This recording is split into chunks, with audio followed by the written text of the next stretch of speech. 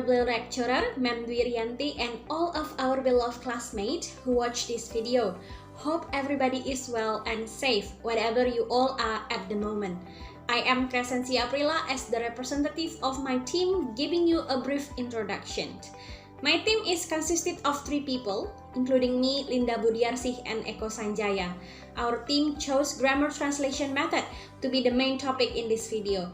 Due to our circumstances where we live in different regions as well as the clash of our working schedule, finally we made us to discuss and come into a conclusion to divide our job desk in this video making and do an individual recording. In short, I am responsible in greeting and also giving brief explanations about the topic as well as explaining my team's job desk distribution. Then, the video will be continued by my partner, Linda Budiarsih. She will show you how grammar translation method is implemented during a teaching learning process in a classroom of 7th grade level in Government Junior High School number 2 in Sungai Raya region. The class is consisted of 16 students at that time, and the teaching learning process of grammar translations method application took about 80 minutes, which was considered as 2 hours lesson period. The lesson material is about descriptive text, which the learning objectives are describing places and also understanding the use of to be for grammar material. The implementations will have at least 3 different activities, which are translating the reading text, matching the antonym, and also fill in the blanks. Moreover, Eko Sanjaya will summarize the whole video by giving you the pro and cons of this method implementation in a classroom. In addition, Linda Budiarsih and I are very grateful toward Eko Sanjaya for his willingness in editing this whole video as a perfect final product for our team stable methodology midterm project, because both of us have no ability regarding the video editing. The whole final decisions during this midterm project is taken through a group discussions and not a solid decisions of a certain member. Further, before you look at the implementation of grammar translation method in a classroom, you need to know what grammar translation method is. According to Dian Larsen Freeman and Marty Anderson in 2011 on their books, this method is not new in education field. It was named after many different names, and one of them is the classical method. It was first used in the teaching of the classical languages, Latin and also Greek. Earlier in the 20th century, this method was used for the purpose of helping students to read and appreciate foreign language literature. It was also hoped that through the study of the grammar of the target language, students would become more familiar with the grammar of their own native language, and that this familiarity would help them speak and also write their native language better. Finally, it was thought that foreign language learning would help students grow intellectually. It was recognized that students would probably never use the target language, but the mental exercise of learning it would be beneficial anyway. Thus, without any further ado, let us watch the sample of grammar translations implementations in the real teaching and learning situations by my partner Linda Budiarsih.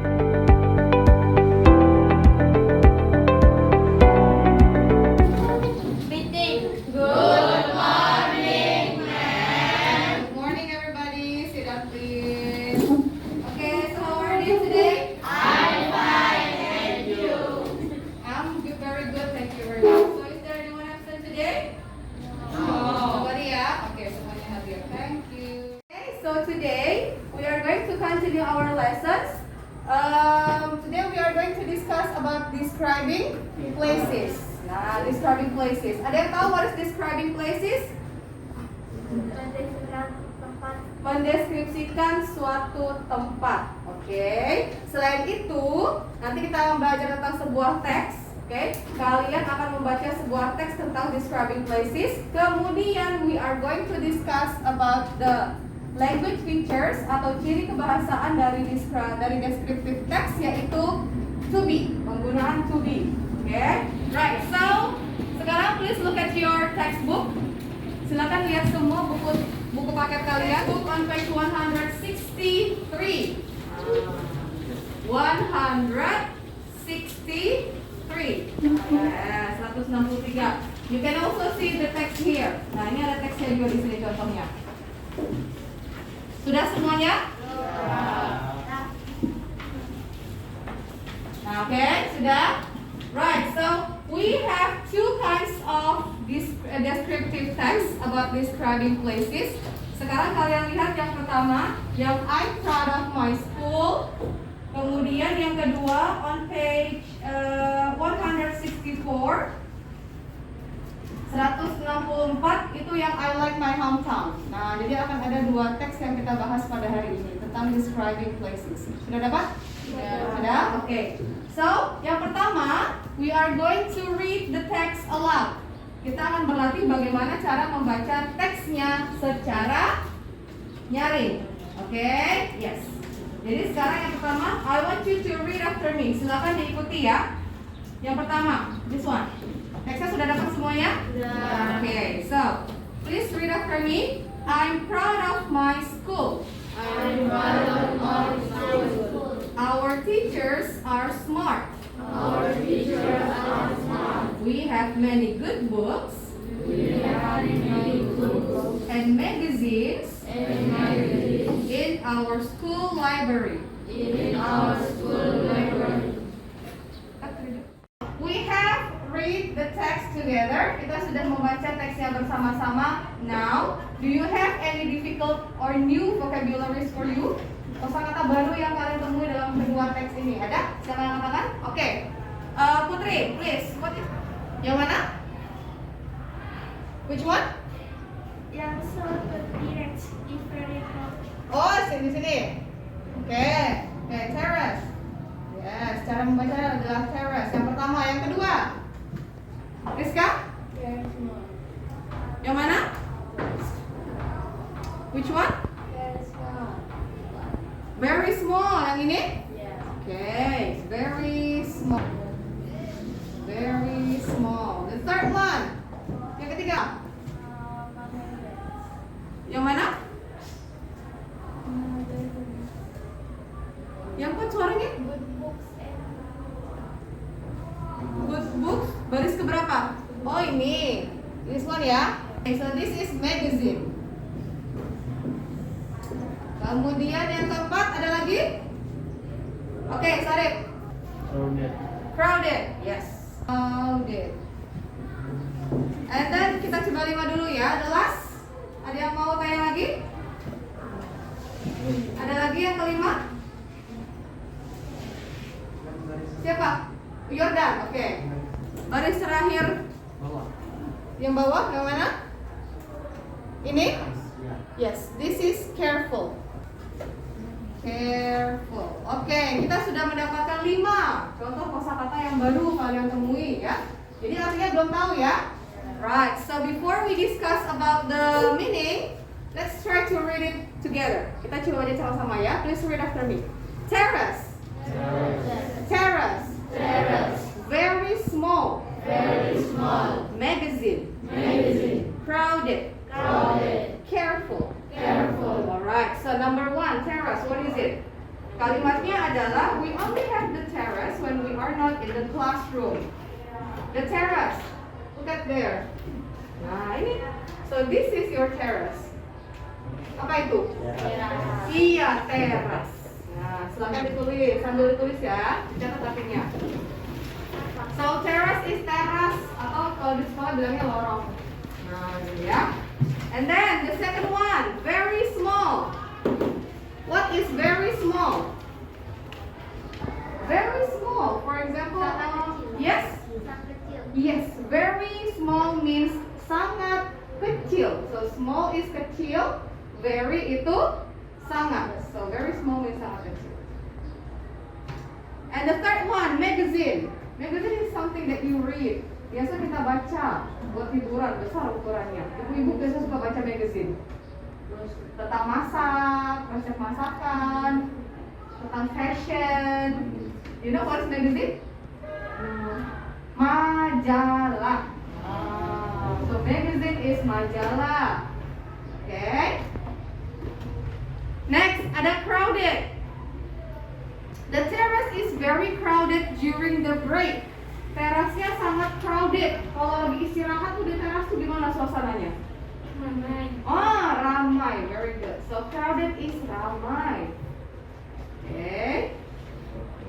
And the last one, careful. What is careful? Hati-hati. Yes, very good. Careful is berhati-hati. Okay. Okay, students. So, kita sudah membahas beberapa kosakata sulit, the new vocabularies, kosakata baru yang kalian belum tahu artinya sebelumnya. So now let's try to translate the text together. Kita coba mengartikan teks di depan ini bersama-sama, oke? Kalian bisa lihat di buku paket kalian sambil, oke? Yang bisa lihat di sini ya. Alright, can we start? Bisa kita mulai? Yuk, coba kita lihat in the first sentence, kalimat yang pertama. I'm proud of my school. What is the meaning of I'm proud of my school? Aku Saya bangga. Yes. Saya bangga dengan sekolah saya. Alright. Kalimat yang kedua. Our teachers are smart. Gurunya sangat pintar. Apakah gurunya? Coba dilihat. Our. What is our? Our itu kami, milik kami. Berarti guru siapa? Iya, guru kami pintar. We have many good books. What is it? Kami mempunyai banyak buku yang sangat Bagus, yes. And magazines in our school library. Dan majalah di Oke, library is perpustakaan. Kalau school library, perpustakaan sekolah. Next, the classrooms are not big. Kelasnya tidak besar. Yes, and they are clean and tidy. Dan kelas-kelasnya, oke, they itu mengacu kepada kelas-kelasnya. Clean, what is clean? Bersih dan rapi. All with. Okay, next. Okay, students. Nah, tadi kita sudah membahas tentang teksnya. Sekarang Meminda minta kalian lihat di papan tulis. So we are going to have the exercise. Nah, kita sekarang latihan dulu. Latihannya tentang apa? Let's read together. So now you have to match the words with the antonym in the reading text. Jadi kalian sudah baca teksnya kan? Nah, sekarang tugas kalian adalah kalian coba match. Match itu artinya adalah mencocokkan. Mencocokkan antonym. What is antonym? Lawan kata. Oke, lawan kata yang ada di reading text yang sudah kita bahas bersama tadi. Oke, ada beberapa kata di sebelah kiri, and you have to match with the words on the right. Oke, kalian boleh pakai kamusnya. Nah, untuk mengerjakan tugas ini, meminta kalian berpasangan. Oke, so you have to do it in pairs. Silakan cari pasangannya masing-masing.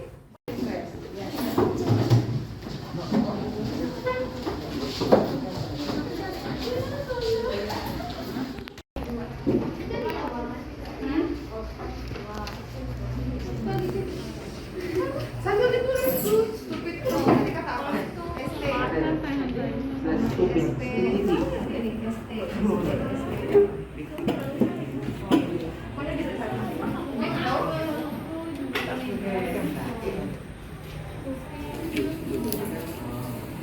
Finish everybody? Yes? Yes. Now let's discuss the answer. Kita coba bahas jawabannya. So I want some of you to come into the front and draw the lines. Ya, dan maju ke depan terus jawab gambar garisnya, tunjukkan jawaban kalian. Oke, number 1. Stupid. Ada yang mau coba? Yes, ini belum tadi. What's your name? Rizky. Oh, Rizky ya, Rizky. Lewat sini Rizky. Oke, Rizky, please.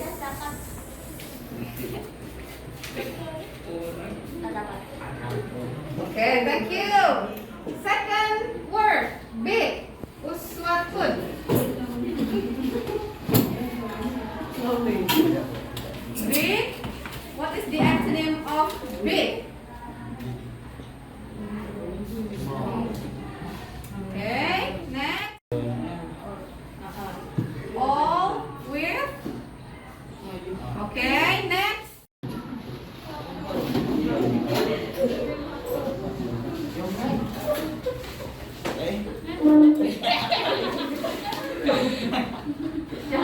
layarnya.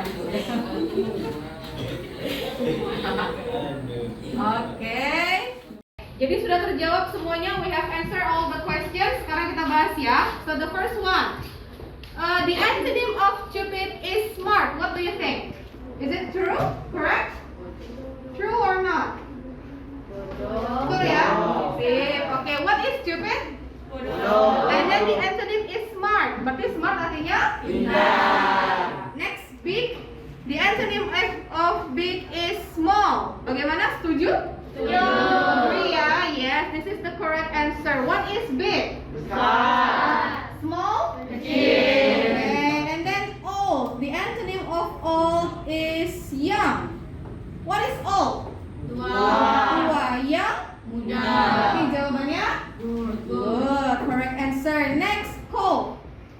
Cold. The antonym of cold is hot. Okay, what is cold? Dingin. Hot? Panas. Jawabannya benar ya? Setuju?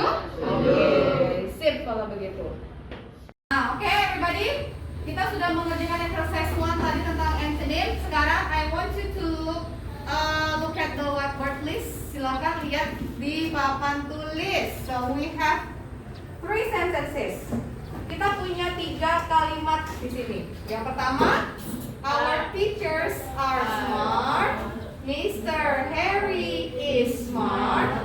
I am smart. Oke, kalian perhatikan 3 kata ini. Kira-kira ada yang berbeda tidak? Ada. Ada ya? Yang ininya sama, smart, sama-sama smart adjektifnya. Apa yang berbeda? Ada yang pakai are. Nah, ada yang pakai are, ada yang pakai is, ada yang pakai s. Kenapa mereka bertiga berbeda? Kenapa tidak sama semuanya? Depannya berbeda. Depannya berbeda, yes. Apa ini kita sebut? Subjeknya. Yang pertama ada our teachers, ada Mr. Harry, ada I. Nah, kenapa kalau subjeknya berbeda, to be-nya berbeda? Nah, ini yang akan kita bahas. Ini adalah salah satu dari ciri kebahasaan descriptive text, yaitu penggunaan to be. Let's discuss about nominal sentence in simple present tense. Boleh sambil kalian catat, nominal sentence itu adalah kalimat yang tidak memiliki kata kerja. Contohnya gimana sih kalimat yang tidak punya kata kerja itu? Misalnya, saya adalah guru kalian. I am your teacher. Apakah ada kata kerjanya di situ? Ada. Saya adalah guru kalian. Ada nggak verbnya di situ? Nggak ada. Kalau misalnya Menda bilang, ini adalah sebuah buku. Is there any verbs in here? Ada kata kerjanya? Nggak ada. Ini adalah sebuah laptop. Ada kata kerjanya? Tidak ada. Nah, itu disebut dengan kalimat kalimat nominal. Jadi kalimat nominal pakai apa? Nah, kalian perhatikan ke layar. Oke, in nominal sentence, dalam menulis kalimat nominal dalam simple present tense, ini yang harus kalian perhatikan, yaitu penggunaan to be. To be dalam simple present tense itu terdiri dari 3. Oke, yang pertama ada am, yang kedua are, yang ketiga is. Ada is, ada am, ada are. Bagaimana penggunaannya? Itu tergantung pada subjeknya. Oke, bergantung pada subjeknya. Ada subjek I menggunakan to be am. You menggunakan to be Are. they, Are. we, he, Is. she, Is. it. Is. Boleh nggak misalnya Melinda pakai I are? Nggak boleh, terlarang dia, melenceng dari jalurnya. I itu sudah pasangan setia sama M. Boleh nggak Melinda pakai they am? No. We are? No. Okay, so you have to remember the partner. Nah, ingat pasangannya masing-masing. Jadi kalau kalian membuat kalimat I am a student. Saya adalah seorang murid. Kalau kamu mau bilang kamu, berarti you are student. kamu adalah murid. Kemudian they menjadi they are students. Mereka adalah murid atau pelajar. Kalau misalnya Feblinda mau bilang he, dia nih seorang pelajar. Jadi kalimatnya he is a student. Dia adalah seorang pelajar. Kalau it, misalnya Feblinda mau bilang ini adalah sebuah buku, kalimatnya menjadi It is a book. it is a book. Oke, paham ya? Nah, jadi ini pasangannya. Tadi kalimatnya positif. Saya adalah seorang murid. Tapi kalau Feblinda mau ngomong, saya ini bukan pelajar. Kamu itu bukan seorang pelajar, kamu itu guru misalnya. Gimana cara kita mengucapkannya? Mengutarakannya dalam bahasa Inggris. Let's see the screen. Nah, nominal sentence yang negatif, ya, kalian tinggal tambahkan to be-nya dengan kata not. Berarti kalau kalian mau bilang saya bukan seorang pelajar, you can say I am not a student. I am not a student. Artinya Saya bukan seorang pelajar. Mereka bukan pelajar. Gimana bilangnya? How do you say in English? They are not students. They are not students. Ini bukan sebuah buku. It It is not a book. Yes, it is a marker. It is not a book, ya kan? Iya. Oke, jadi ini dia. Untuk menambahkan atau mengucapkan kalimat yang negatif atau menggunakan kata bukan, tinggal tambahkan not setelah to be. Selanjutnya, kalau misalnya kalian mau bertanya sama orang, apakah kamu seorang pelajar? How do you say in English? Kita lihat. Oke, let's see on the screen.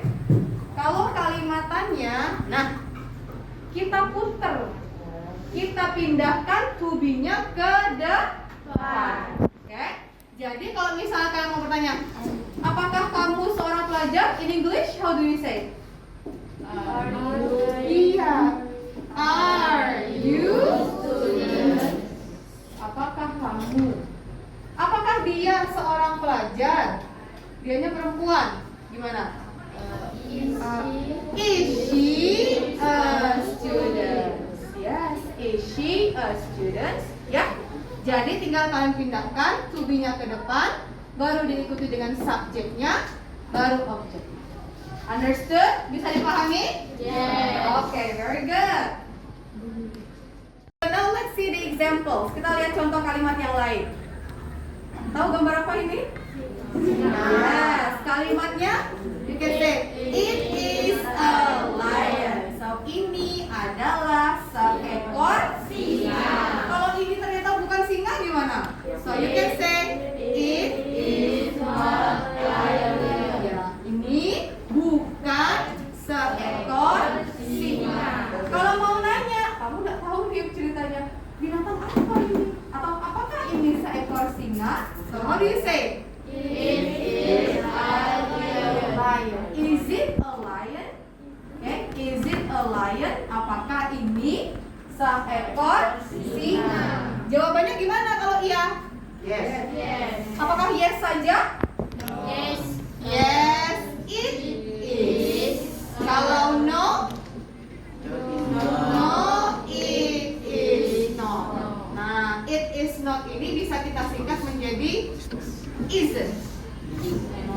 Oke? Kalau is not menjadi isn't, kalau are not disingkat menjadi aren't. Oke? Yes. Jadi ini ya contoh kalimatnya ya.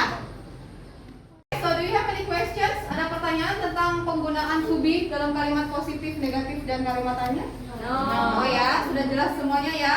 So now let's have a pair word again. Silakan, Feblinda akan memberikan kalian sebuah latihan untuk kalian kerjakan secara berpasangan. Look at the exercise.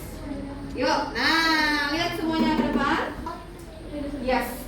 So the exercise to fill in the blanks with is, am, atau are. Kalian isi titik-titiknya di sini dengan is, am, or are. Bagaimana cara menentukannya? Lihat apanya? Lihat subjeknya. Nah, yang mana yang pakai is, yang mana yang pakai am, yang mana yang pakai are. Oke? Yes. So do it now. Silakan kalian tulis di buku latihan kalian. Sudah? Finish? Sudah selesai ya? Alright. Sekarang kita coba bahas sama-sama. Let's see number 1. Siapa yang mau coba? Oke. Bang Nazril. Let. Okay. Thank you.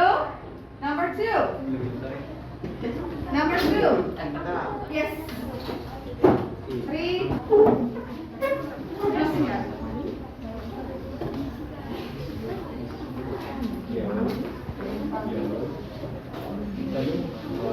Okay, thank you. Number 3. Riyadi.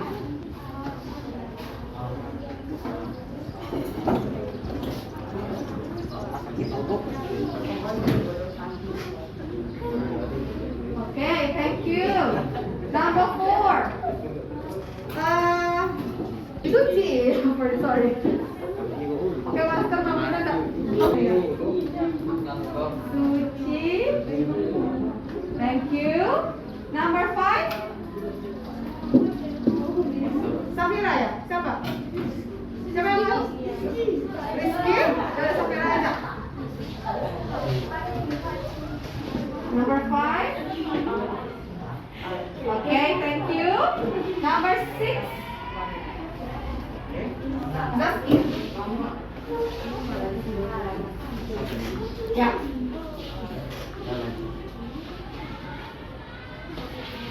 Thank you. That's the last number 7. Nomor 7 yang terakhir. Silakan siapa yang mau jawab? Oke, Yordan boleh. Bang Yordan.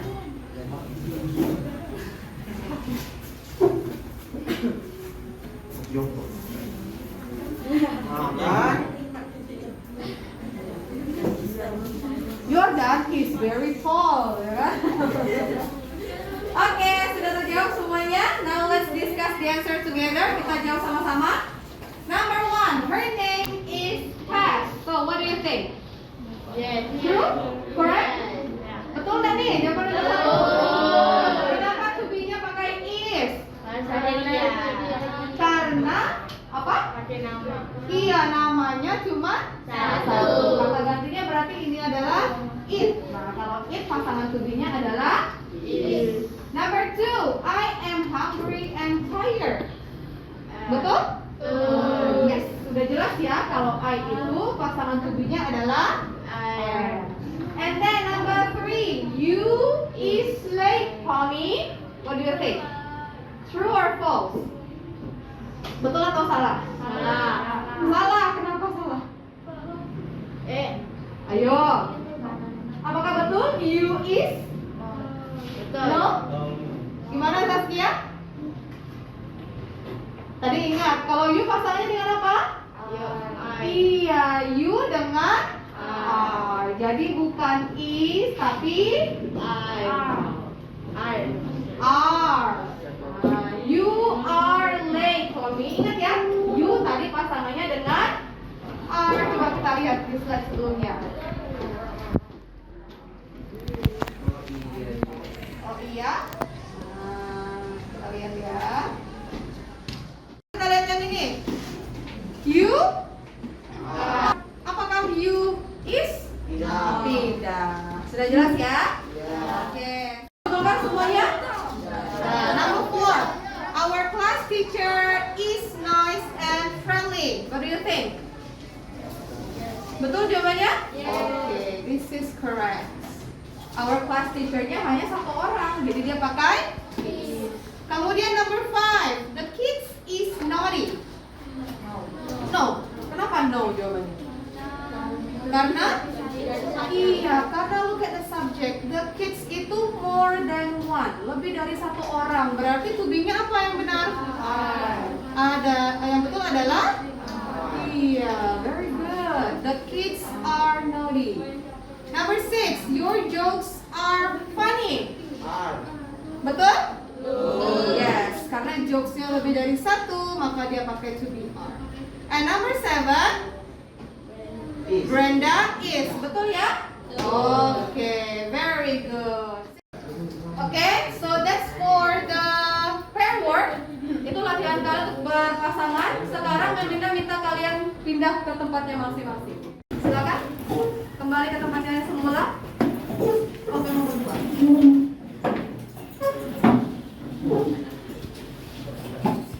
Sudah semuanya? Nah, sekarang lihat latihan kita. So, this is your individual word. Kalian harus bisa fill in the blanks with the correct form of to be. Silakan kalian isi titik-titik yang ada di sini, lengkapi kalimatnya dengan bentuk to be yang benar. Baik dalam bentuk positif, negatif, atau kalimat tanya. Oke, silakan kalian tulis di buku latihan.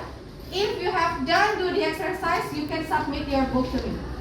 Kalau sudah selesai, bukunya silakan dikumpul. Okay, so please do it now.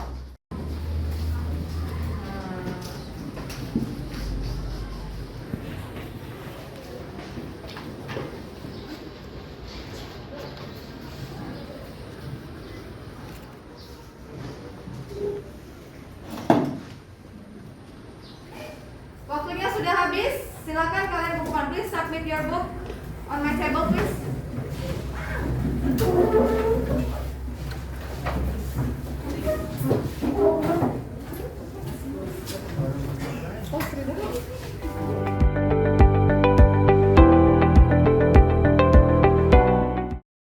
That is an example of the grammar translation method implementation in the classroom. Now, let's take a look at how the method is implemented throughout the activities. So, in grammar translation classes, students learn grammatical rules and then applies those rules by translating the sentences between the target language and the native language. Based on the implementation, we can see several characteristics of grammar translations method in the activities. Number 1. Classes are taught in the mother tongue. Overall, in the learning process, the teacher uses Indonesian for a big portion, even though the teacher applies English as well. But in general, when giving instructions and explaining the topics, the teacher always employs the use of Indonesian. Even during the interaction and the communication, the mother tongue language is frequently used. Number 2. Much vocabulary is taught in the form of list of isolated words. We see from the implementation that the vocabulary lists are selected solely based on the reading text. It means that the vocabulary is limited based on the text. They are also taught through bilingual words list, dictionary study, and memorizations. For example, there is an activity that requires students to match the words in the target language and the mother tongue language. Number 3. Little or no attention is given to pronunciation. The teacher does not make any corrections to the student's pronunciation. She focuses the learning on extracting the meaning of the words and constructing the correct structure. Number 4. Reading of difficult text is begun earlier. After explaining the objectives of the learning, the teacher starts by asking the students to read the text aloud together. There are even 2 texts provided to read by the students. This reading activity is meant to introduce the vocabulary list that are going to be learned. Number 5. Accuracy is emphasized. Because the focus is more on the text, the learning is concentrated on the accuracy. The students are expected to achieve accurate vocabulary and structures competency. In addition, long and elaborative explanation of the grammar are also given. We can see that the teacher allocates more time to explaining the grammar. It is to ensure that the students achieve detailed grammar rules. There are several advantages of using GTM in our classroom. It can also be seen in the implementation. Number 1. Students learn a lot of vocabulary. During the learning process, students are introduced sufficient vocabulary lists. By having exercises like drilling activities, students are able to memorize the meaning of the words. Number 2, reading and writing skills are excelled. GTM emphasizes the use of reading and writing activities. As the students have reading activities for learning new vocabulary and writing for practicing the grammar, they manage to learn and improve these two skills. Number 3, this method is very useful for average and below average students. We can see that during the activities, all the students have the same opportunity to practice their skills. It makes the students with lower level abilities more confident to participate in the activities. Number 4, it activates the students' memory. The learning activities require students to keep the words in mind. These activities help them practice their memory skill. Despite the fact that the learning is well delivered, there are some weaknesses of GTM, as we can also observe from the learning process. Number 1, less motivation. Because the learning is just learning from the textbook, GTM may not be interactive and encouraging for students, and lead to less motivation to learn. In addition, there is also little individual participation in using the language. Number 2, unnatural and inaccurate pronunciation. The students only learn the grammar and the word meaning from the textbook. It causes them unable to know how to pronounce the words naturally and accurately. Now, we may assume that GTM is an uninteresting and outdated teaching method because it is very traditional. However, the use of GTM best applies to particular students and programs with particular characteristics and circumstances. That's the end of our video about the grammar translation method implementation in the classroom.